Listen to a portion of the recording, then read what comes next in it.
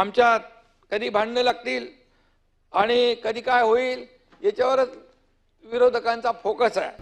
पहले की तरह दोनों में अब रिश्ता नहीं रहा, इन चेहरों को आईने पे भी भरोसा नहीं रहा आणि म्हणून चांगलं सरकार हवं, त्याचबरोबर चांगला विरोधकही हवा। आम्ही सत्ताधारी पक्ष आणि विरोधी पक्षाचे जरी आमदार कमी आले तरी आम्ही अंडर एस्टिमेट करत नाही।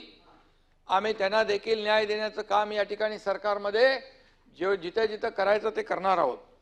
आणि म्हणून जनतेलाही दोन्ही चाकं चांगल्या स्थितीत हवी असतात, ती जनतेची अपेक्षा असते। पण दुर्दैवाने विरोधकांच्या गाडीचे चाक पंक्चर झालेलं आहे। आमच्यात कधी भांडणे लागतील आणि कधी काय होईल याच्यावरच विरोधकांचा फोकस आहे।